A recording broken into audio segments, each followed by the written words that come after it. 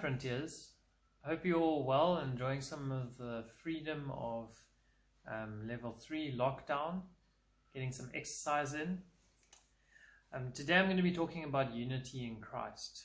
So I want to read first from Ephesians chapter 4, verse 1 to 6 and verse 14.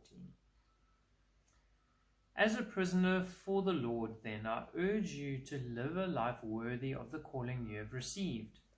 Be completely humble and gentle. Be patient, bearing with one another in love. Make every effort to keep the unity of the Spirit through the bond of peace. There is one body, one Spirit, just as you were called to one hope when you were called, one Lord, one faith, one baptism, one God and Father of all, who is over all and through all and in all. But to each one of us, grace has been given as Christ apportioned it. And then verse 16 says, from him the whole body, joined and held together by every supporting ligament, grows and builds itself up in love, as each part does its work. In this passage, Paul brings some character traits that are the marks of a Christian.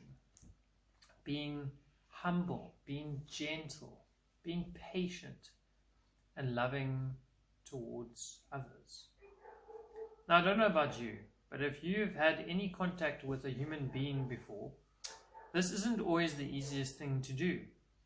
Firstly, we think pretty highly of ourselves. We think highly of our opinions. We think highly of the way we see ourselves, our image, our material goods. We wouldn't admit it, but we do think we are better than others in one way or another. Another thing is that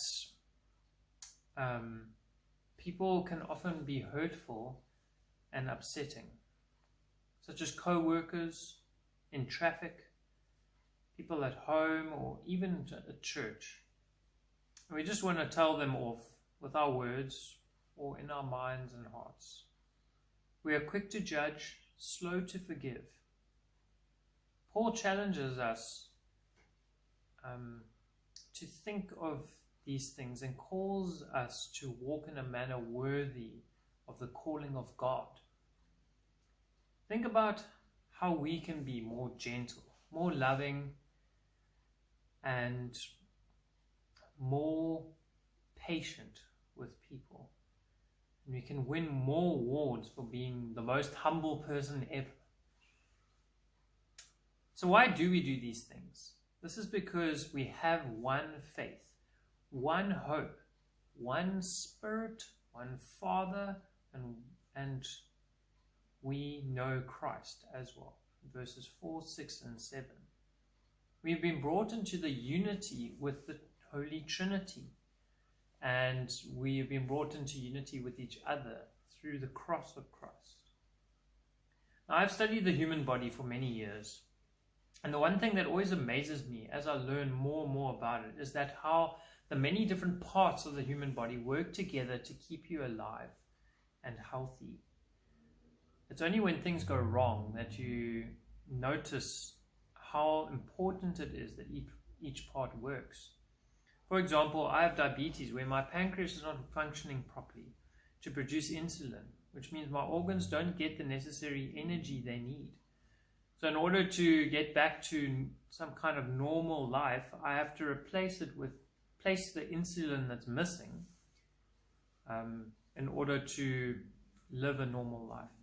The body can't function if one part does not work with the others. And in the same way, God calls us to work together, to be built up in love. So this leaves us asking firstly, how are we growing in unity and serving those in the church? What are we doing to serve and build God's church? And secondly, are there differences that we have with others that we need to forgive and forget? Is there anyone in your life who you need to reconcile with and be brought into the unity of the church? We're all part of the same body, so let us grow together as a local church for the glory of God. Have a good evening and rest of week.